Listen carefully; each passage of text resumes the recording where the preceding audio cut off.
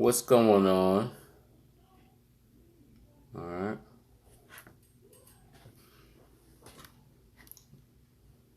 And guys, we're gonna give a few more minutes.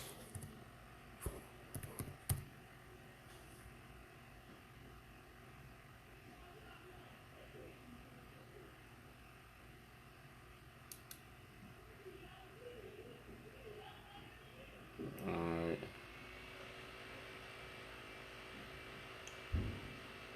I wanna give people some time to come on. Hey, thanks for the like. What up, High Tech? What's going on, my brother?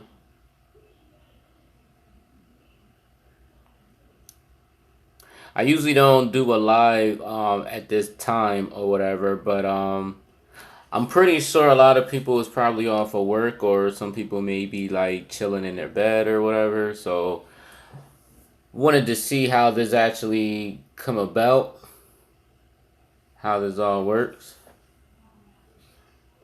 But it seems like I get a lot more people on here during the afternoon. Every day in the afternoon, to be honest with you. But I definitely wanted to try this out in the evening and see, who's on.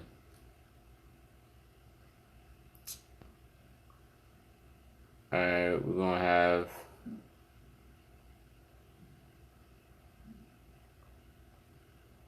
probably two more.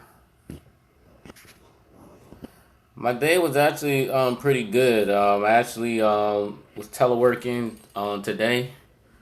Then of course posted some new videos on YouTube. The speed run, which is actually my first time doing an actual speed run, so I definitely tried that out. I'm gonna do a part 2 though. So it should be pretty interesting.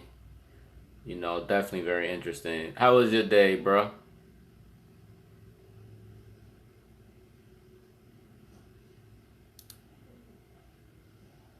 I'm actually kind of full.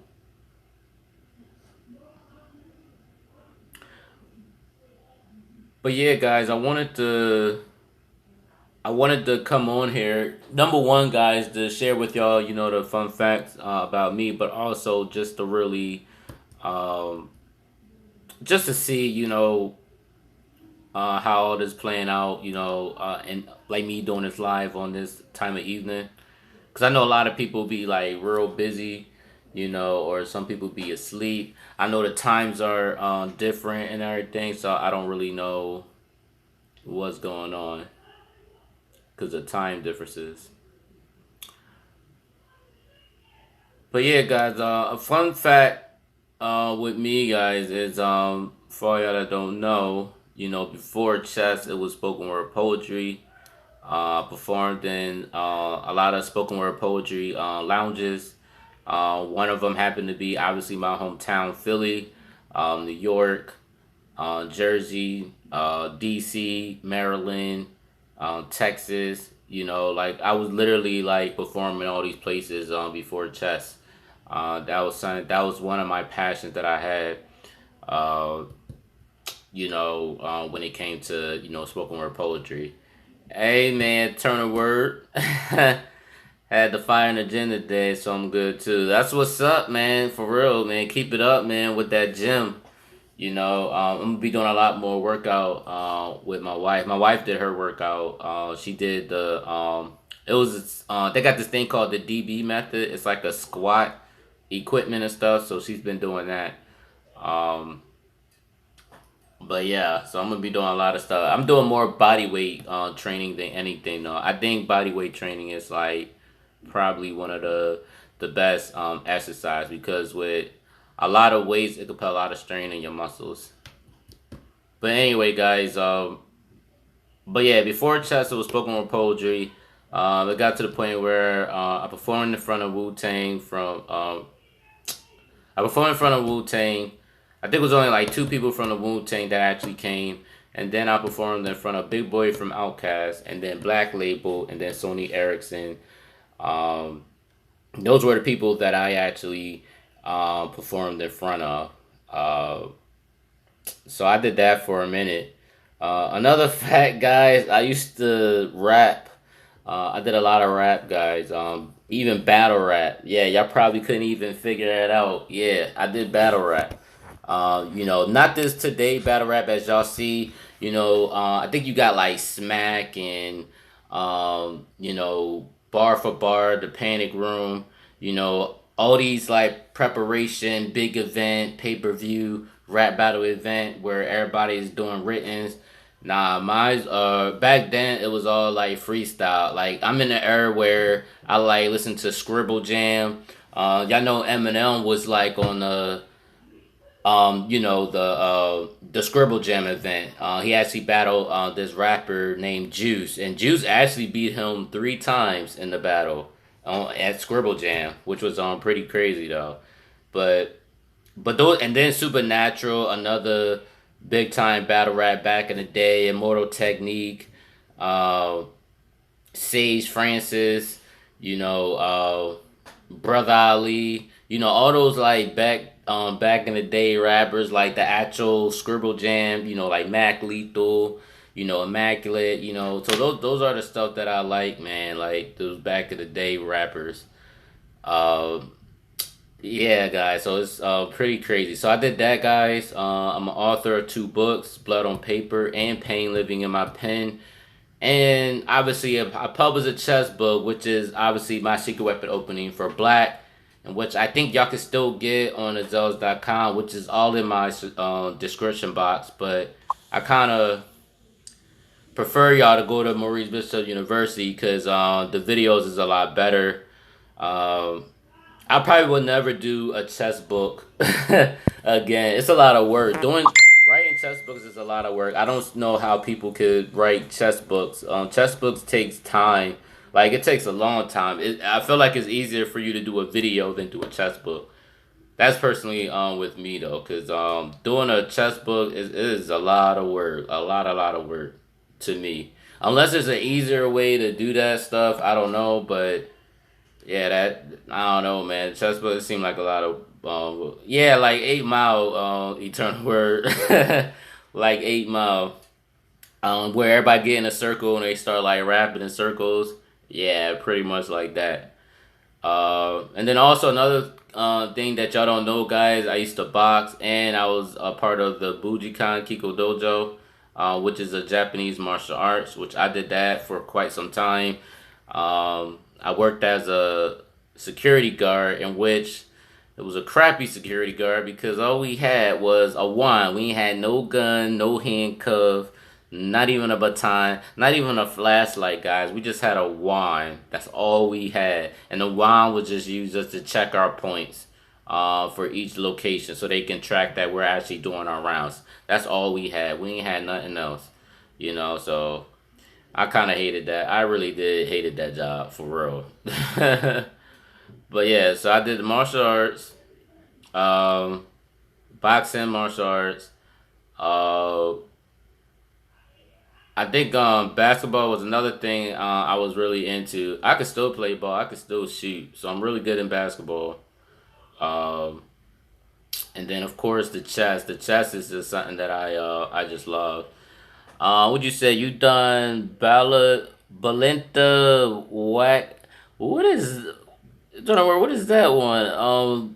I never heard. I heard of Jean Kundo, but I don't know what the Balenta Whack Eskrim. I don't. I'm not even trying to sound that. I don't even know what that is. I don't know what that is, but it's interesting though. Oh, Filipino. Okay, so it's like now, the only Filipino thing I know is they do the knife fighting and everything. I do know that. With the whole knife fighting.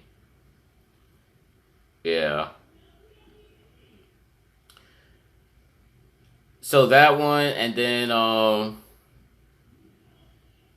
yo guys, you know something else though, and y'all probably know this. There is a. I'm trying to think of the name.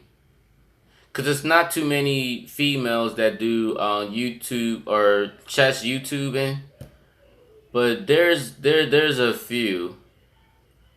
There's a few I actually want to play. Actually, one of them that I really do want to play, guys, is they call her the Chess Queen.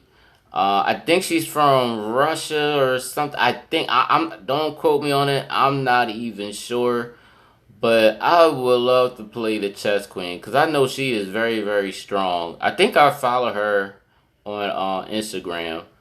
But that's somebody that I do want to play. Uh, who's the other one? I already played Alexander Boltaz and won. She's pretty good.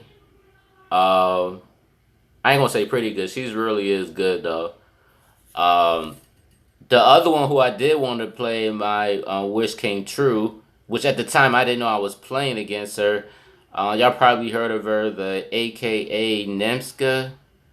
I think she's from. I don't know if she's from Canada. I think she just go to. I think she went to school in Canada. Not Anna Rudolph. I do want to play Anna Rudolph. I do want to play her, but it's not her. It is not her though. She seems really really nice. I do want to play Anna Rudolph, and I do want to play the one that Ginger GM always play. Well, he don't play her all, but I follow her on Instagram too.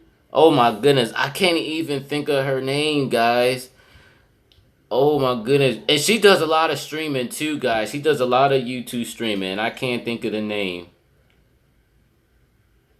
Uh, I'm gonna have to look this one up though, cause it's somebody.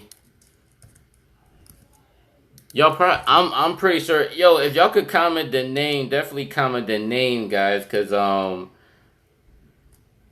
I want to get this name right though.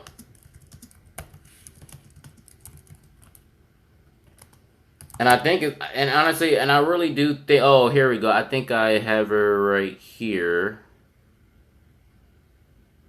Oh well, her YouTube name is Fianchetta. I want to say it's Fiona, if I'm not mistaken, guys. I'm pretty sure her name is Fiona. Fiona Stella something. But her I'm pretty sure that is her name, guys. It is Fiona. So yeah, Fiona's and she has a Twitch channel as well. Fiona. So I want to play her because she seems really cool and everything. Anna Rudolph, she seems really really nice. I definitely like to play her. But the Nevska girl, well, she seems really cool as well.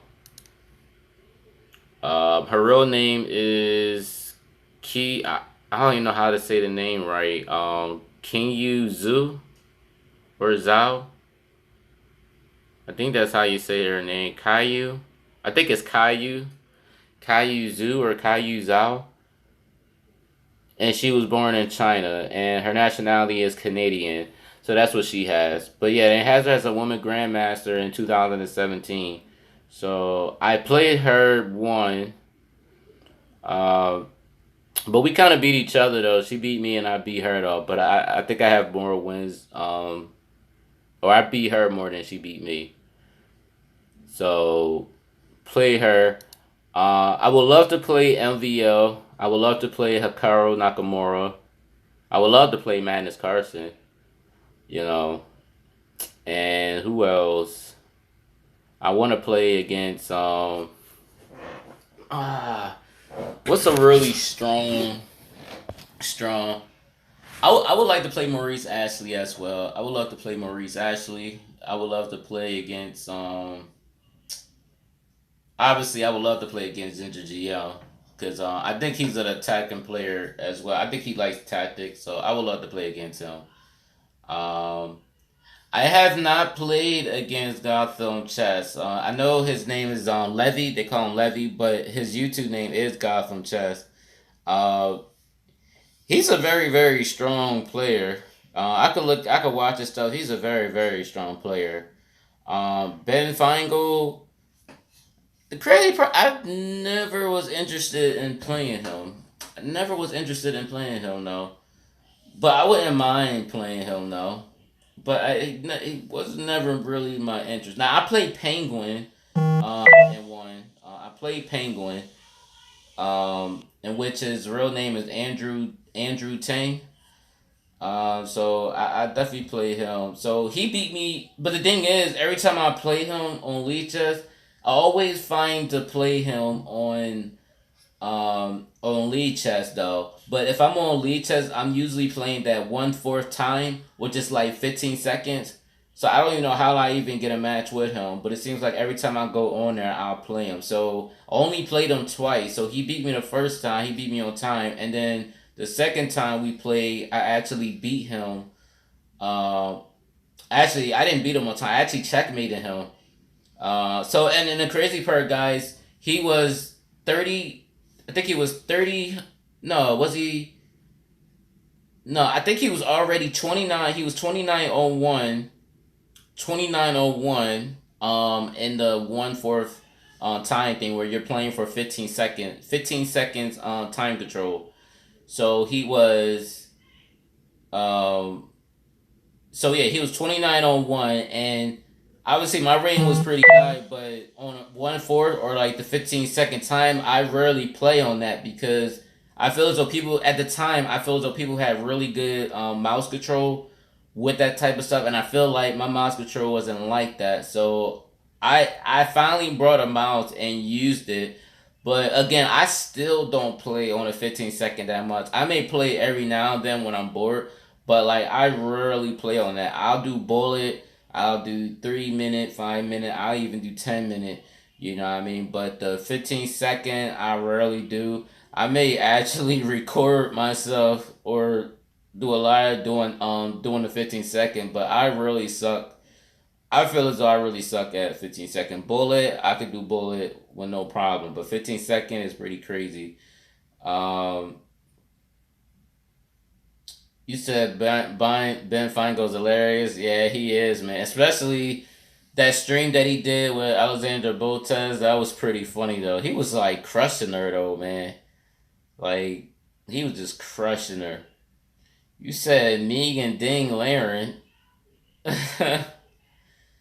And you said, High Tech, you said he insults his students? I didn't know he insults his students. Yeah, I didn't know that. Oh, so you say he's. I get it. That's crazy though. But yeah, guys. So then who's the other one? It was somebody else. Oh, I would. You know who else I wouldn't mind playing, guys? I wouldn't mind playing that Anish Gary. I wouldn't mind playing against him. I think that would be pretty crazy. Yeah, I wouldn't. I don't think I would like roast my students or whatever, unless you really was like, nah, I couldn't do that to my students. I would not do that.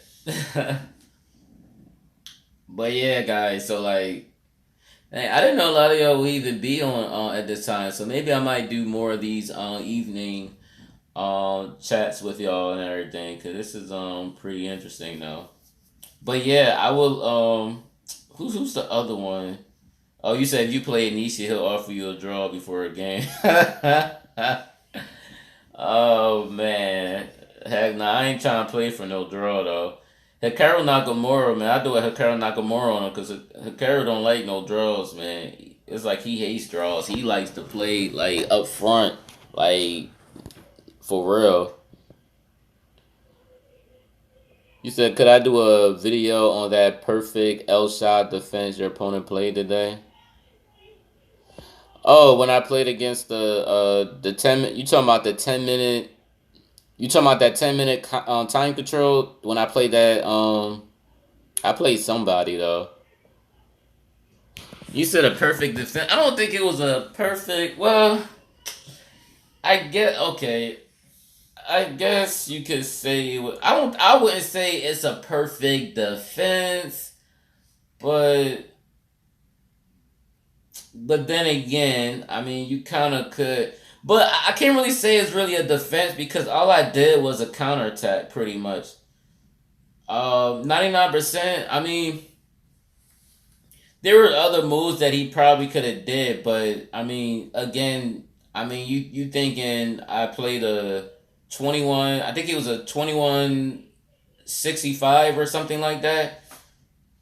And and he probably didn't even look at my profile and see what my playing strength was, but because I rarely play on 10 minute, but I do the 10 minute for y'all, just to share with y'all my ideas and my plans and my concepts. When I play the black line or the L shot, or if I play any other type of openings, but I kind of do that for y'all with the 10 minute. So, but because I've been doing it, I'm probably 2100 now. I know I'm 2100 something on the 10 minute control. The 3 minute I'm still 2600, and then the bullet chess I think I'm 2567 right now. It only dropped because I think I played a cheater or whatever. Like every move was just so perfect. Like the moves was like, and and the crazy part, it has a profile of a female on there with a pink diamond, and like nearly almost all her games were like perfect. Like it was like 99.9 and 99.1. Like I don't even think I ever saw. And then the crazy part, her blitz was like a 1437, which that seemed kind of suspect, because usually like if you're a strong player, like you're gonna want to match like your stuff. Like you're gonna want to match. Like I understand like some people may like certain time control better, but I think when I talked to National Master James Cantry, because like, and it's not even just him, it's like a whole bunch of other people that talk about, like they look at people's profile, they do a profile check, see how well they do on their puzzle rush, see how they do on their what was it, puzzle rush, the actual puzzles itself, to see like where they at, and then they look at their blitz rating, and they look at their bullet rating and stuff. So I see a lot of people like they do a lot of profile checks. So now I'm gonna try to do. I'm gonna try to do. I ain't gonna try. I am gonna do. I'm gonna do more of the puzzles on chess.com. To get that high, and then the puzzle rush though. I'm gonna definitely increase that one. Cause the thing is, guys, I'm old school. Like I'm so used to doing puzzles, like with my like getting a puzzle book, and going through that, because I don't think. Don't get me wrong, like chess.com do got some good puzzles, but I want like puzzles that are like hard and difficult, which is why I always look at Jacob Ungard's book. Because a lot of his puzzles are difficult, and it caused me to think on difficult things. And like I said, in the long run, guys, I'm thinking long term. I'm trying to get ready for my future tournament when that time comes, and hopefully it'll be pretty soon, and hopefully it won't fall on any military duty that I have to go, because it's mandatory. So that's why I study and train hard. As y'all see, so y'all ain't lying. These are my chess sets, and obviously that's my military hat and all that. But and yeah, that's my study Bible that I have here too. But all my books are stacked up. So what are the principles of solving those puzzles? We weren't even close to that. Shout outs to all my students that's part of my Maurice Bishop Chess University. They on my private Facebook group, and it was very interesting. I gave them a puzzles to figure out and everything. So it was a good puzzle, but it was pretty tricky though. But the principles in solving puzzles, you kind of gotta look at the the whole board and everything, guys. You gotta look at all the board, and some chess puzzles, they kind of give you like hints. So a lot of times you may read a chess puzzle book where they just talk about pins. So really, it's kind of giving an answer away, because now all you gotta do is look for pins. If you're like most chess puzzles, they have stuff with pins, they have stuff with forks, or puzzles where it's just checkmate, and you gotta look for checkmate. So a lot of that, if you keep doing it on a daily basis, it gets easier. And it's all, sometimes it takes time, guys. It takes patience. You just gotta keep doing it over and over again. Is it difficult lifting that board? It looks kind of heavy. Believe it or not, the board is not that heavy. My chessboard is not that heavy at all. Literally not that. It's not heavy though. It's a good weight to it, but it's definitely not heavy at all, which is what I like. I could just pick it up. I could carry it. It doesn't do anything.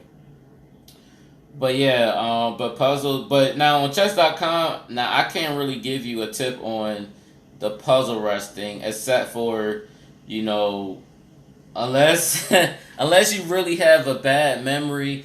I guess the only thing I could tell you to do is screenshot the positions and keep going back and forth and doing it that way. But look, a lot of the stuff on chess.com with the puzzle rush, they do different puzzles, but there are signs where they will repeat the puzzle. So I guess if you keep doing it over and over again, just try to keep a mental memory or that muscle memory. Like just keep a mental note in your head of what the position look like, and then obviously you'll know exactly what that position is, and that's what most players do. You keep doing it over and over again. Make that mental note, and then you just make your moves as fast as possible. But I think Puzzle Rush is a really great tool to use to really help you to see tactics very quick. Especially if you're playing bullet chess and everything. So that's why I like to look at puzzles a lot and everything and try to solve it as quick as possible. So that's why I'll use Puzzle Rush. Puzzle Rush is pretty cool, and just the puzzles in general, not just Puzzle Rush, but just the puzzles in general. Also the what's the other thing, guys? The actual puzzle itself on chess.com. I like y'all should be doing that daily, and at least I am. I'm doing it daily now. You know, so I feel as though if I keep doing it, then I know that a lot of y'all is going to keep doing it as well. So I like to do that on a daily basis. So that's something that I'm gonna do. I think right now, when I was doing it, I think I'm like 2,300 on the chess puzzles. So now I'm gonna like bring that back up. I mean, I never was like, I don't think I was ever over, but I'm gonna just do it anyway and just solve more. Just so when people look at my profile, I don't know. I mean, my profile pretty much look legit, but I just wanna. Because I think everybody else who's high rated, they also been solving problems as well. So I guess it looks good. So I guess I'm going to just do that as well. And I just think it's a great thing to do. You know? Uh, Guys, I am open up for questions. Like, if y'all have any questions, I know I'm talking right now, but like, if y'all got questions, man, definitely comment y'all questions. I'm willing to answer anything that y'all want to answer to. You know? Whether I mean just anything, guys. It could be chess. It could be any life thing, advice that y'all may want. I mean, whatever. It doesn't matter to me. I am here for y'all. Help me help you. Oh man, guys, gonna make me wanna sit down. Oh yeah, guys, I do have one thing. Oh, who do you think will win the candidates and challenge Carson? Oh, who I think is gonna win? I don't know. The person I was rooting for was Ferrugia. For him to be so young, I thought Ferrugia was gonna do something. I mean, but I know you got him and what's his name? Fabiano. I don't think he's out of the thing, is he? I think Fabio is still in, right? Fabiano. I think he may still be in. I'm not sure. Um, and I know Ding is in the thing, but I don't know. But I like Ding. I like how he attacks and stuff. I definitely like how Ding attacks. You said it's dunce for in dunce for black. Is it D5 and then E5? And duns for black. No, for duns for black is they usually go D4 and then I go E5. Yeah, so if white plays D4, then black goes E5. So you're saying after he goes E4?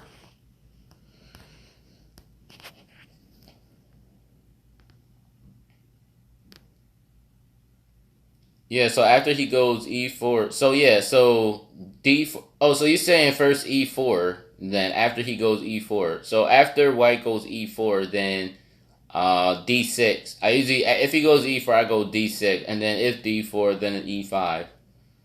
So that's usually what I do. I mean, you can, but sometimes, at least the level that I'm at now, a lot of, well, then again, I can't say that because a lot of people do play into my duns. I have a lot of 2600s that play into it. But then you have some, like 2700s. I think the 2700s, they don't even accept it like that. I don't get too many 2700s accepting the Gambit. So I wound up transposing into the Black Lion, and I got to play that way. So I mean, you can do it, but I mean, some people would probably play into it, but I mean, who knows? So you said those are the people in the tournament. Okay, so Caruana. Okay, Ding. I really like Ding. Like I said, I really like Ding though. Ding is he's like almost a tactician and everything. So I like the way he plays.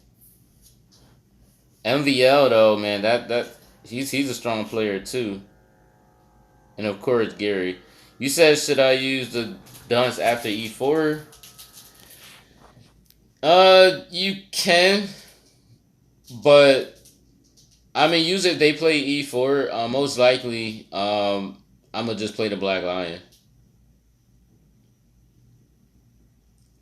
You said you either want Carson versus Caruana again or Carson Ding. I want Carson and Ding. I always see Carson and Caruana play all the time. So I'd rather it be Carson and Ding. That's just me. I think it will be an interesting game though. Hopefully they don't draw. Yeah.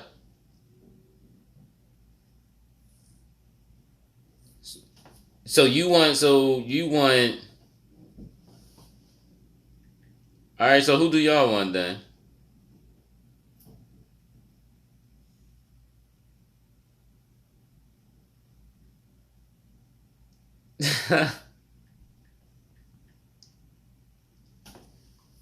Oh man, y'all. So you say I want Carson. Obviously everybody wants Carson. Everybody wants Carson. He's the world champion. Yeah, but Kawana and Carson, I always see them play though. I want somebody different. I would definitely like Carson and Ding playing that one. I think that would be pretty interesting. Y'all want Kawana to win. Fun fact, guys, when Kawana was 8 years old, I had a chance to play with him when he was 8 years old. And at the time, I thought I was going to like dust his boots, and he beat me like 3 times, guys, just by playing a 5-minute blitz. But I only beat him one time, and that was it. And I was pretty young, guys. I think I was still in like middle school. He was like a young prodigy. But as of now, I already know he'll probably dust my boots now. Yeah, Carson is beating everybody now because I don't think there's nobody gonna like really like take this title away. You know, think about it. Gary Kasparov, he was the world champion for quite some time and everything, and now Magnus Carlsen took over. To be honest with you, if it wasn't Magnus Carlsen, I think the next world champion would have been probably either Fabiano or Hikaru. That's in my opinion. Well, if he wins, then you can say you beat the world. Yeah. That is true though. Guys, over have my wife in here taking her blood pressure. My beautiful wife over here. She don't want to be in the camera. Yeah, but she look good though. That's my baby right there. But yeah, guys, but that's something that I definitely want to do, guys. Get back in the tournaments, get my title, and then try to play these people. You say you like Hikaru, but you doubt he could beat Carson in a classical match. Hikaru beat Magnus Carlsen, but I think it was more of a blitz tournament, though. I think. Hey, they said, thank you. We appreciate all the time you spend helping us. For letting me. The students, like, they appreciate you for letting me help help them. It's hard out here. Y'all hear that? She said it's hard out here. Oh man, guys. Man, y'all also know, man. Y'all like cool, man. Like I said, I didn't know all y'all was gonna be here in this time of night though, but I'm not gonna do it all the time though. I don't know when I'm gonna do this again though. At this time, cause usually guys time I train and stuff, but I make time for y'all. All right, what other questions y'all got, guys? What other questions y'all have before I wrap this up?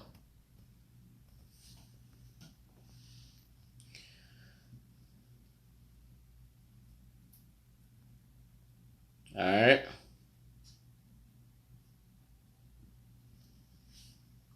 All right. So you said, do you ever play passive, or are you 100% aggressive? I would like to say I'm probably 100% aggressive every single time. Yeah, I would have to say that because again, guys, the openings that I play is always something aggressive. It's always something tactical. It's always something that's going to take people out their book. That's my type of style of play, and I love it when I put people in a tactical, complicated position because that's something that I love. It's just certain things, guys, I can do. I could take a chance with, and like it almost reminds me of that Michael Tao quote, how he'll take you in a deep forest and make you think 2 + 2 = 4, but it's really 5. And I don't know the quote I don't know the quote like word for word, but it kind of remind me of that. Yeah, where he said he'll take you in a deep forest where he'll make it seem like 2 + 2 = 5. So yeah, so I love complicated positions like that, which is something that I'm really good at. Um, a lot of positional players, I seem to kind of get them as well. Like I'm gonna tell you some really like honestly, I ain't gonna lie to you. Alexander Botez is probably a positional. Don't get me wrong, she knows tactics and stuff, but she come off as a strong positional. I don't know, kind of like positional, maybe on theory type stuff. Some people like theory and stuff like that. Like I tell everybody, I don't really care about theory except for endgame theory, but that's really about it. I'm out of here. Yeah, but is there a place for notes on a Thinkific platform? Um, what do you mean notes? You talking about like where the courses where I put notes down, or where y'all could write y'all notes? Is that what you mean? Eternal word. Let me know what you mean. You said there a place for notes on a Thinkific platform. I haven't looked, and that's what you're talking about, where you can actually like copy notes on the site itself. Not really sure. So like either we could write or you could have a PDF with the variations. Well, that's why I have that's what the lead test study forum is for, because everything that you see on the video is what I have on the lead test study forum. So that's why on there you can actually have a hands-on and you can actually go towards it like every single time. So that's why I did it just for that, so that y'all can have that embedded in y'all memory and everything. So you may not be able to write the So that's the reason, cause I knew like everybody like this is what I believe. A lot of people they give you like chess video courses and stuff, and it's just video courses, but you really don't have nothing to work with. They just tell you, hey, just study tactics, things like that. That's why when you come to the university, not only do I give you the videos, I give you extra stuff because you gotta actually have hands on. You can watch videos like all the time, but sometimes you're gonna forget, and that's why I have that private study forum, so you can actually look at the notes itself and actually have hands on. Which is why I like the lead chess, because lead chess, you can actually do hands on training, and then you have the stockfish right there, but again, you don't even have to use that because I already annotated, the notes on there. So, which is another reason why I did it that way. So, yes, it's a lot of work. It's kind of like I do double work. It's like I do the videos, but then I also do the actual notes on the forum as well. Have it all laid out for y'all, so y'all can keep going back to it. So that's why I do it the way that I do. Which is pretty crazy. It's a lot of work, but I manage though. I don't know if everybody saw it, but I did my first speed run. That's just part one, so I am gonna do a part two whenever I get a chance. The speed run is pretty much where you start from scratch. I think chess.com, they start you off at 1200, and then you just work your way up to whatever highest you can get. And I did it with bullet. I'm going to show some one for you to create the endgame course. You don't gotta. Hey, thanks, man. I appreciate it, but you really don't have to so many funds because you already paying into the course anyway. So I'm still doing it either way. So you don't have to give me any funds for it. I mean, that's something you want to do. I appreciate it, but you don't have to do that because again, that's something that I'm already doing already. Creating the courses for y'all. All the extras. But I definitely appreciate it though. But if that's something you want to do, by all means, go ahead. But you don't have to do that. But yeah, guys, for all y'all that is on here. For all y'all that's like curious, if this university is good. Again, guys, you can ask the people on here and they can tell you yourself. So you really don't have to hear from me. Like I said, I don't know any instructors who's actually like, and like, don't get me wrong, guys. Maybe there's some that actually talk to them on a daily basis. I know personally for me, guys, with my students, I like to follow up with them like every week, guys. Literally, I feel like I follow up with them every day. To be honest with you guys, if not every day, it's every week, guys. But it's not even just with chess, guys. I just try to see, how they doing, personally. I mean, that's just me, guys. That's just me as a person, and they can tell you too. You said it's ridiculously thorough, about to go immerse in a black line. Yeah, I try to, man. I try to make it as clear as possible, and and honestly, guys, for all the people that's in my course, they know how how enthused that I be on the videos, man. Cause I be laughing, I be like, like I be into it, guys. Like for real, guys, because nobody should be watching a video course and it's all boring and it's like you sounding like the Clear Eyes commercial. Y'all know that Clear Eye commercial. They be like, clear eyes, you gotta clear your eye. Like, no, it's like sounding dry and boring. Almost like you're at a seminar or something. It's just like crazy boring. Like, I ain't with that, guys. Some people could do that. Some people could sit through that. I can't do that, guys. And I sure enough don't want to do that. Yeah, boring video courses sound like my online school. Yeah, guys, I can't. Like, I gotta have a personality. Like when I'm teaching, like the how I'm talking to y'all now, guys. Like I'm like, like I be hype, man. Like I be loving it, man. And I get excited about positions that I be looking at and showing y'all, man. Like I just be like, man, I can't wait to show this to y'all. So yeah. So when y'all get in the course, like y'all won't be bored with it, man. At least I try not to make it boring at all, man. Cause I like the you know, I like to make it fun, man. I like to. A lot of my stuff seems entertaining and everything, so it's pretty crazy. You said imagine listening to your dry professor talk about linear algebra. Oh heck no, nah. The crazy part, guys, that's something that I don't like. I don't like math. I don't like math at all. Math was never my thing, guys. Like for real, I could play chess, but math, I really hate math. I don't like calculus. I don't like trigonometry. I don't like none of that stuff. Maybe with the glasses, it may look like I could do all that, but nah, I'm not with it. I'm not with that.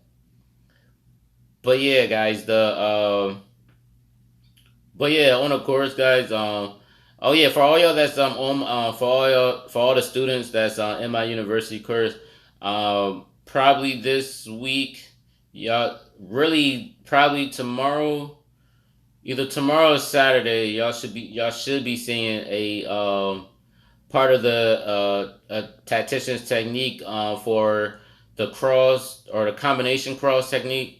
So I have that. That should be coming. I am working on the Scott's Gambit, which is another one that I really do want to put in the course as a repertoire because it definitely has some stuff that I know a lot of people is going to play into, and I'm getting that a lot. And I'm beating a lot of 26 and 2700s with it, and it's almost like they play into it and they feel like they know what they're doing, but they really don't know what they're doing. I think a lot of them be playing off of theory or some type of technique, and they don't be knowing what they're doing. So I'm gonna actually share that with y'all as well. Um, you said the higher level math just come to memory if you not a good Oh, if you got a good memory, then you should be fine. However, linear algebra is abstract, but it feels easier than calculus.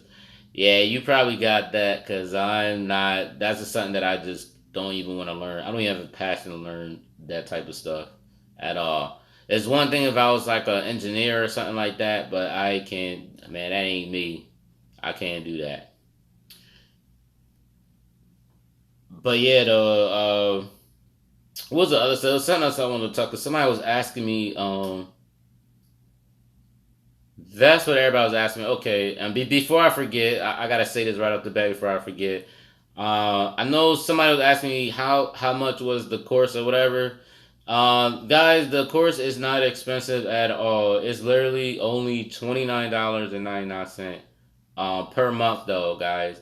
Um, and I think somebody was asking me like what comes with it. So what comes with the course, guys, is literally the video course, which is like literally over 200 something video lessons. But the fact that, guys, it's going to be even more than that because I put courses on it every month to try to touch on every part or every aspect of your game.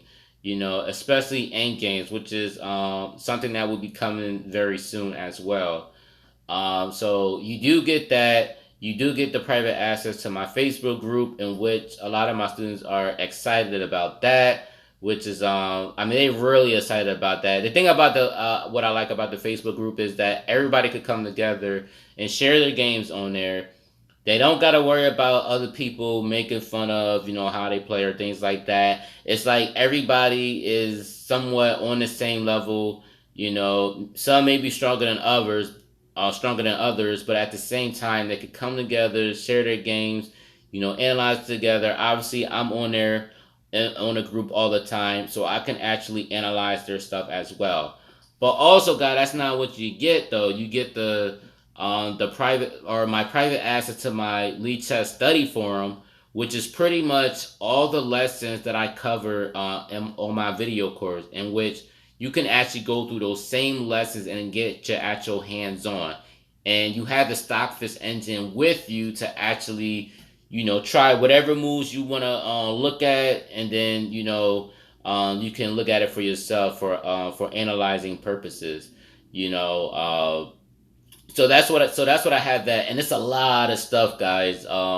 It's not just the My Secret Weapon opening for black and white, and the L shot system for black and white, the Black Lion for black and white, the Wing Gambit that I have on there. The Scott's Gambit is coming soon, but then I also have the video of the Tactician's Handbook and the Tactics Fundamentals, guys, which is really really good. And what was the other stuff that I have? Um, oh, this is another thing. I'm actually on the verge of trying to find out if I can get. Uh, there's a course, or there's a ebook that I'm going to attach in my Facebook group, which is pretty much blindfold chess training, which actually helps the memory. It actually helps you to visualize positional awareness. Um, so that's something that I am going to be doing as well. Um, Trying to find a way, which I think I can. I'm actually going to try it tomorrow. I'm not going to try it tonight. I ain't going to try to burn myself out because I was doing a lot today. But I am going to do that for all of my students that's enrolled in the university. Because I want them to have a good visualization skills and memory, and it's going to really help y'all out, or the students out. How much of chess do you think is memory based? To be honest with you, the way I see it is like the videos that I do, guys, like the videos that I do, I throughout the videos I talk about the same thing. A lot of stuff that I may say may sound redundant, but I do that as a way to keep you not only give you understanding, but it helps you to actually not just understand, but it kind of helps you to keep certain stuff like in your head, like in your memory and everything. I do it over again so you can get it in your subconscious. And I tell you, actually stole that right out of my mouth. Conscious. Oh, you talking about something else though? Continuous memory, but same thing. But yeah, but that's what I'm actually talking about. So a lot of stuff I say, and my students will see too. But a lot of things I'll say it over and over again so that not just you get in your memory, but also in your subconscious. Subconscious. That's why I say subconscious, because it helps you to really like not only understand the position, but also like get it embedded in your memory. So that's why I try to do it that way, guys. Um, but yeah, so that's something that I am working on. Trying to get that in there, because I think that's gonna the blindfold chess training. I think that's gonna really help a lot of y'all students. Um, but guys, you can only get that if you're actually enrolled in the university. Yeah, only if you're enrolled in the university. Um, Also, guys, it's not even just the private ask to my Facebook group that you'll get if you enroll, and not just my Elite Chess Study Forum, but also, guys, you'll actually get my personal contact to contact me. I can analyze your games. There's no extra charge, no extra fee, guys. You're literally only paying $29.99 a month. That's it. If you hit me up, there's no extra charge. I'm actually trying to help you, like, for real.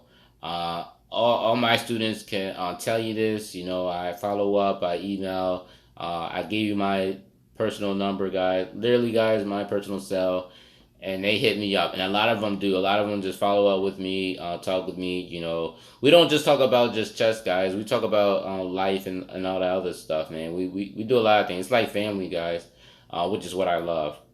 Um, but the Facebook group, they really loving that though. I know they're really loving it, so it's like crazy, guys. Um, but yeah, guys. So, and if y'all wonder like why I'm so different from everybody else, because the thing is, guys, I can actually admit when I was a 1400 player. I know a lot of y'all may be like 800 players and 900 players, but there was a time when I was just a 12 or 1400 player, guys. and it was a struggle for me to even surpass it. And I mean like online chess, guys. You know, on chess.com and Lead Chess. Before that, guys, my first internet chess thing was actually on ICC. I don't know if y'all ever heard of it, but Internet Chess Club was uh, my first like chess internet. That's what I was using a lot, and yeah, guys, I could barely get past 1400. Like barely, guys. It was like a struggle. And all I would do, guys, like I would just try to train myself and analyze my games and things like that. Um, but when I analyzed my games, I just got in the habit of just looking at, you know, really just looking at other stream. I wasn't really looking at streamers or YouTubers. I was actually looking at other chess players.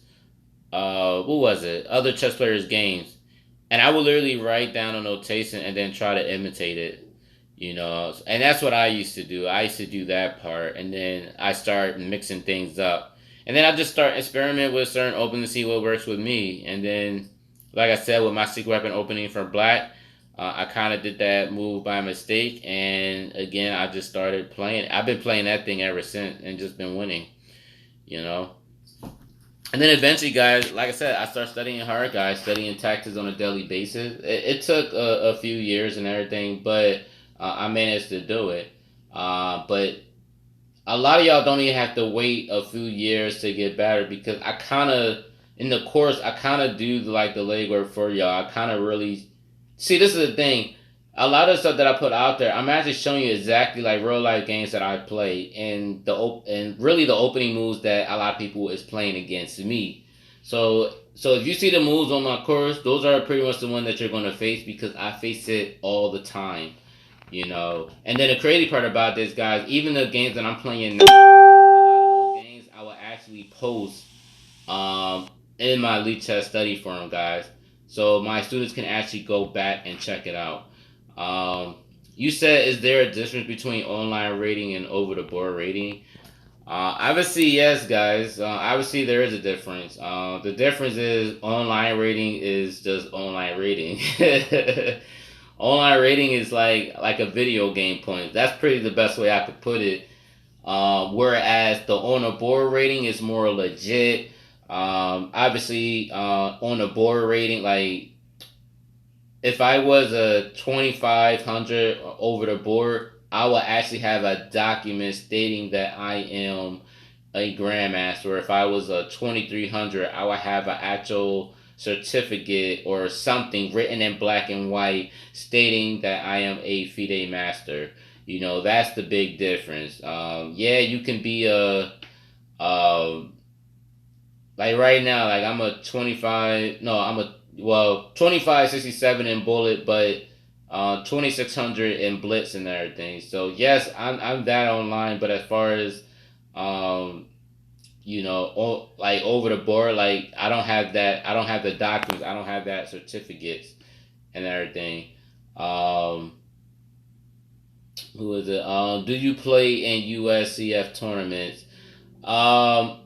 I do, but not, obviously not as right now due to the whole pandemic. But even before the whole pandemic, it was very hard for me to even play due to my military duties. So it's like ever since I joined back in '06, every tournament that I try to be in, it's pretty hard. You said, so if you play over the board, you have a equivalent strength of a GM. Yeah, I mean, because technically a 2500 is a GM.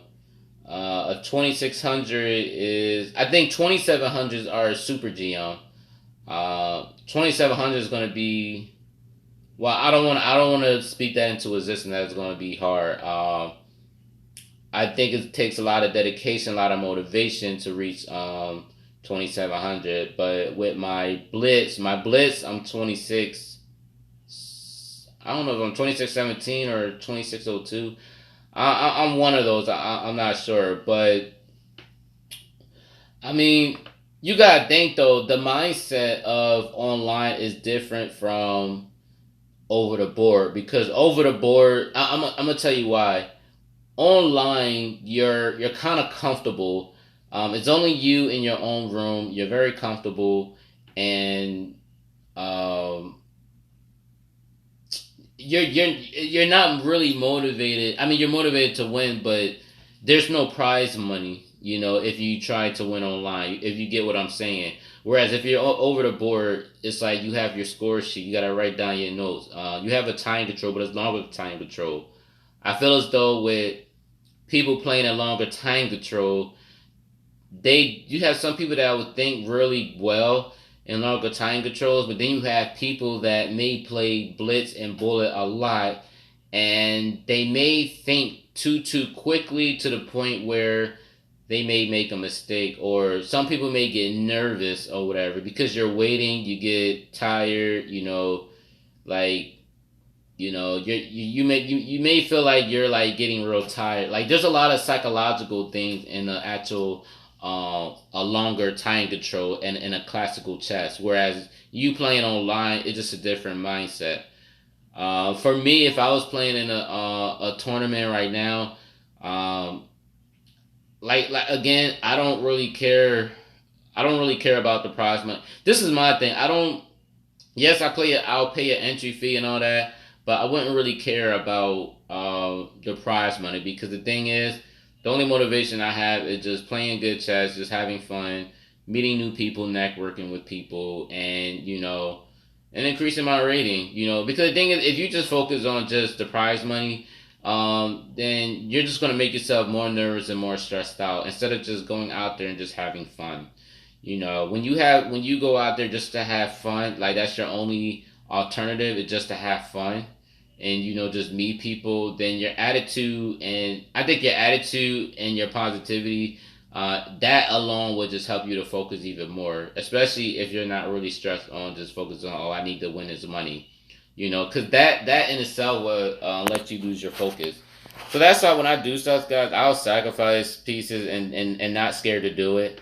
I have no problem doing that. Um, but yeah, guys. So that's what I say.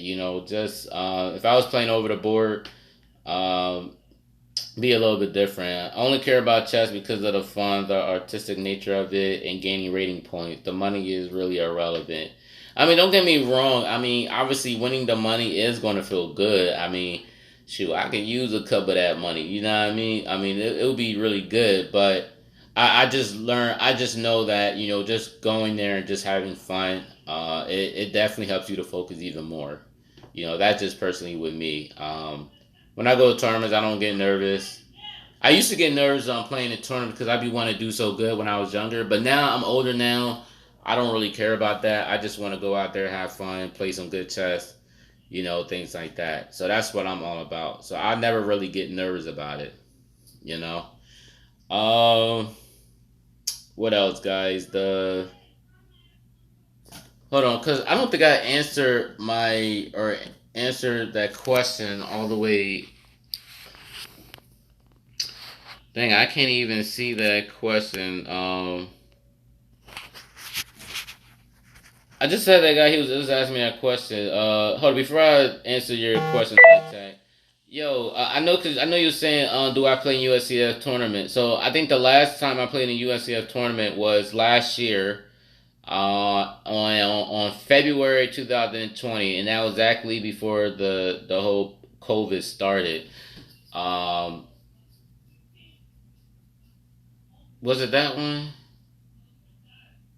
Yeah, I think I played in that one, and I think I wound up having. No, I don't think I no that tournament. I think that tournament. I think matter of fact, I think that was the only tournament, and I was playing in the open section, and I don't think I played. I don't think I played that well in that tournament. But the one before that, in Las Vegas, I did very well in that tournament. But the thing is, my last tournament, or the last one that I played at, I was partying, like I was already partying, and I was like drinking, and that's pretty much why, guys, I kind of like stopped, the whole drinking part or whatever, things like that, because that kind of messed up my tournament. So I'm not doing that ever again. So yeah, guys, I just told you. Yes, I was the one that drank a lot and get drunk and things like that. I was almost acting like an Emery Tate, pretty much, the drinking and things like that. So I don't like doing that stuff. Um, you said, does the L shot system work in longer time controls, like 30 minutes? Uh, yeah. So the longer time control. So L shot himself actually played against a GM in a tournament, and he actually won. So yeah, so Thomas Kroon, you're right about it's never been played by a GM, but Elshot himself did play in a tournament and played the Elshot on a GM and won, which is why in his country he's like such a legend. And Igor, the international master, liked it so much that he even wrote a book about him. With the system, which is why he called it the Elshot system. He did a book for white and black. Yeah, I mean, I'm gonna be honest with you. A lot of people don't like the system because some people can't understand it. Some people think it's complicated to understand. It's not really complicated to understand. Maybe to some people it is, but the concept of it is really causing your opponent to really push so much far in the center where they create weaknesses on their own self. And then you pretty much tap in on that, and use it against them, so, which is why I do in my games, guys. Use the L shot to do that, and the funny part, for all y'all that don't know, I beat L shot, like the real L shot for real, which y'all probably already see the YouTube video on that one, which he a legend of. Much love and respect to L shot, man. But the L shot is actually really, to me, I like the opening. I'm a fan of it. It really takes people out their book. I personally would play it in the tournament. That's just me though. I like taking risks. I win a lot of games by taking risks, so I do that. Do you play regular openings like the Sicilian, Raya Lopez, and the French? I do not play the Sicilian. I do not play the Raya Lopez. I do not play the French. To me, the crazy part about that, the Sicilian is really a tactical opening, though. But the thing is, my problem with the Sicilian is everybody plays the Sicilian. Everybody has a book on Sicilian. It seems like everybody and their mama play the Sicilian. And that's why when people play the Sicilian on me, you're going to get the L shot, maybe the White Lion, maybe you may get the Wing Gambit. Which is what I do too. So, or sometimes you may get the Smith Morrow. I play the Smith Morrow Gambit every now and then. People say they refute it, but I still be crushing them. So, hey, I mean, that's just me. I mean, I don't know, guys, but I personally don't. Like I said, the Raya Lopez though, I can't get into the Raya Lopez though. I mean, it's a nice opening and everything, but I've never been a fan of it. Even the French, I'm just not a fan of it. But you said when you see Super Giants play the Sicilian, it looks crazy. Yeah, some people play it. But I mean, that's not me, guys. I don't really play. I don't like playing the Sicilian. I mean, I'll play the Scandinavian defense, or not really the Scandinavian, but I'll play the Icelandic Gambit. I'll play that nowadays. How many times do you get to play the? How many times do you get to play the oldest trick in the book using a Wing Gambit? I think I play it every day because everybody always play the Sicilian. Everybody always play the Sicilian on me, so I get to use it all the time. Do you play any variations of the Indian games? I think that's what you said, the Indian game. The King's Indian, I do not. I don't think I ever had the opportunity. I played the King's Indian before though, but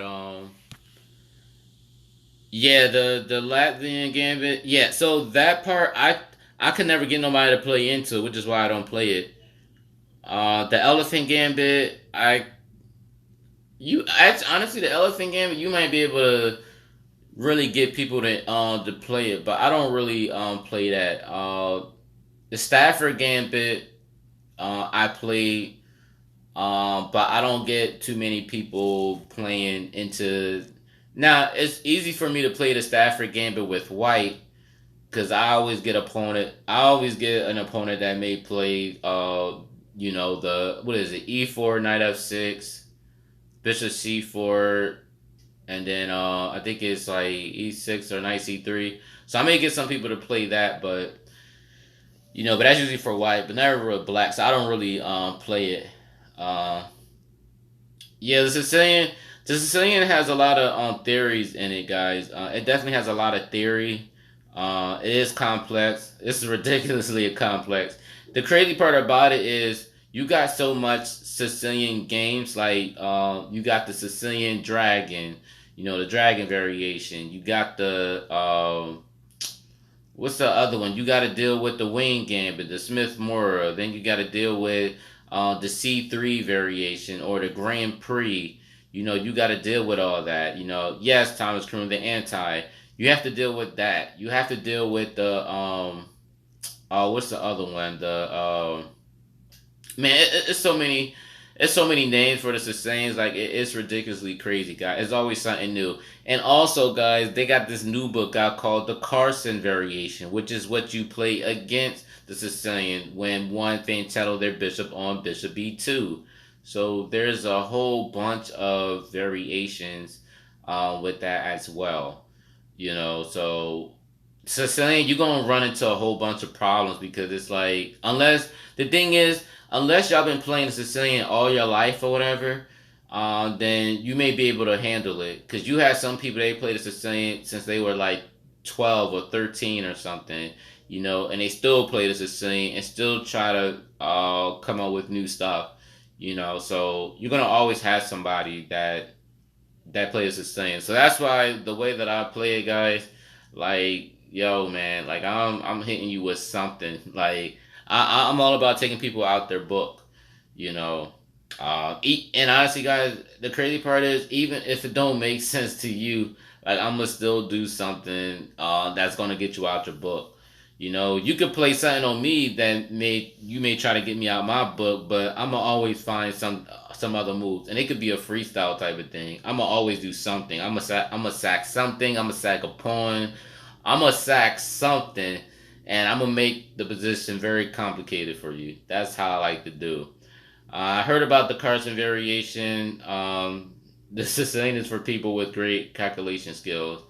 Not necessarily. Not necessarily. People that play the Sicilian, like I said, some people like popular openings. A lot of grandmasters like popular openings.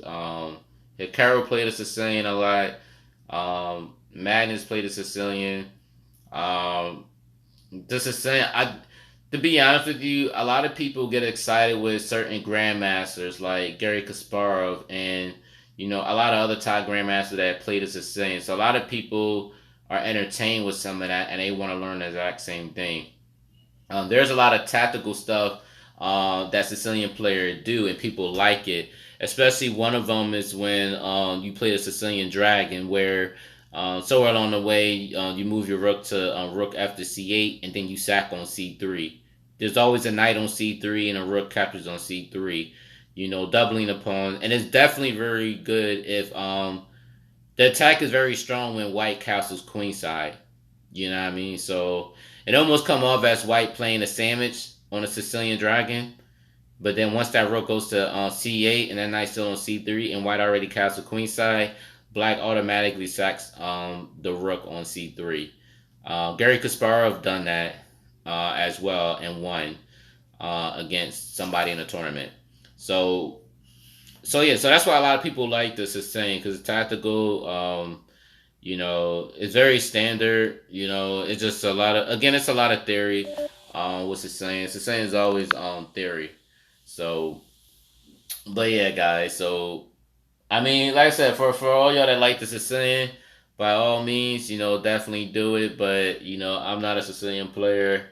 I'm not somebody that like to play something that everybody knows and everybody is comfortable with. And I'm always playing something that's going to get people out their book. If I get you out your book and then hit you with some other stuff, man, that's what I'm gonna do. So, like I said, that's how I play. This is saying for people, yeah. So, do you think Kramnik is a better player than a nine? That's a really hard question though, because Anad's been a world champion for quite some time. He represented India for quite some time, so I can't really say if I think Kramnik is better than Anad. Most people would say Anad is way better. You know, some people would say that, but Kramnik. Uh, so Thomas Groom say Kramnik, but Anad. Don't underestimate Anad, guys. You can't underestimate him. No, he's still a great player, even though he's not world champion. Even though Magnus Carlsen defeated him, but y'all really have to understand. You know, Anad is like, at one point in time he was a top dog. Everybody was like scared to play him. The only person that like was getting on was Gary Kasparov. But the thing about that, guys, is that one time when they played a blitz game, Kasparov did blunder and Anand wound up winning, which is crazy. Madness played different things that what I say he played different things that confused him. That could yeah. But also Madness, he again, you gotta think. Madness in the interview say he knows 10,000 games that he played offhand, and he could just play it without looking at his notes. That's 10,000 games. He has an incredible memory. So a lot of the stuff that he prepped and everything, he remember those lines, and he talks about in his interview. He remember those lines. That dude is an animal, man. Yeah, so he didn't play into his computer lines. I personally like not a lot, so I'm somewhat biased. Yeah, I mean, like I said, for me to say that Kramnik is just better than Anat, I just can't. I can't easily just say that because Anat is like the dude is a beast. Don't get me wrong, Kramnik is a beast too, but Anat is like I don't know, guys. Like his focus is like crazy, man. Um, Master games. All right, so I'm gonna say this one last thing, guys. So people think, or a lot of people tell other people that you should look at other grandmaster games to like take their ideas, and I disagree with that. And I'm gonna tell you why. The thing is, guys, especially a lot of y'all that are not like y'all may be like 800 players or 1,200 players, 1,300 players, whatever rating y'all are, you get people that say, hey, just look at their games and try to take some of their techniques. The thing is, you just can't look at a Grandmaster game and take their techniques if you don't have a foundation, if you don't really understand, the concept of their plan. Certain openings that they play, you can't play certain things that they play if you don't really have a foundation of why they play these openings. You know, um, if you're going to play the Raul Lopez, you need to know the foundation, the concept of that opening, and you need to know exactly like certain tactical errors that may come with it, or you need to know something. You can't just play something like a grandmaster and not know exactly what they do. You got to think, guys. There's always new variations in like opening books, guys. It seems like there's always chess books coming out literally every month. There's always something new. It's unlimited. Chess is unlimited, guys. There's always something new. There's always a new computer engine that's coming out, and it's always updated. There's always new ideas, new variations, new openings. Some may say this opening is refuted, and then all of a sudden the opening is not refuted. There's new stuff, guys. You don't understand how, like, when grandmasters play games and stuff, when they analyze, they actually do a deeper analysis. A lot of times they're not using computer engines. Some of them may use computer engines, but you have some that deeply analyze the games. a lot of them have good foundation, a good end game foundation. So a lot of times they can play all the way through the end game, and they can decipher if those games or the position is a draw or if it's a win. You know, so they have a good foundation of end games.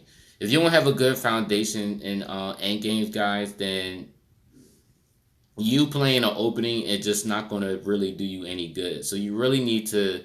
A lot of people think I just need to memorize the lines and I need to do all that. No, you really need to really get down on your end games, because the thing is, if your foundation of end games is really strong, then you'll be able to actually play your opening. But then even if they play something out of book that you may not understand, at least that if you have a good foundation of an end game, you'll know exactly how to play the position because of the end game. You may look at a certain pawn structure. You may look at to see if the bishop is on the opposite side color bishop of yours. You know, you'll have certain things that you can actually look for, in an end game. Because there's a lot of end game principles. So that's something that you really need to understand, guys. Even certain middle game techniques, the middle game techniques got to be strong as well.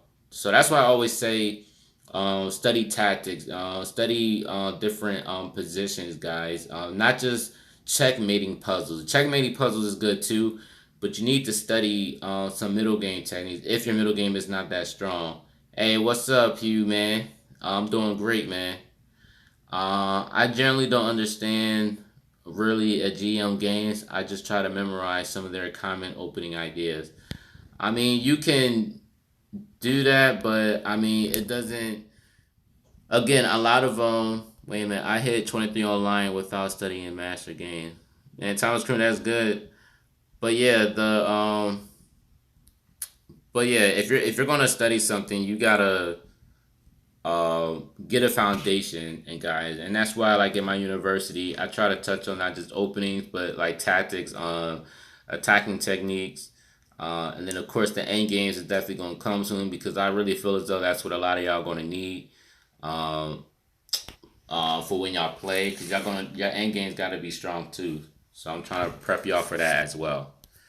All right, guys, I'm gonna have to go, guys. I definitely appreciate all of y'all coming on a live and everything, guys. It's I'm really like grateful for y'all. But I definitely do gotta go to work tomorrow.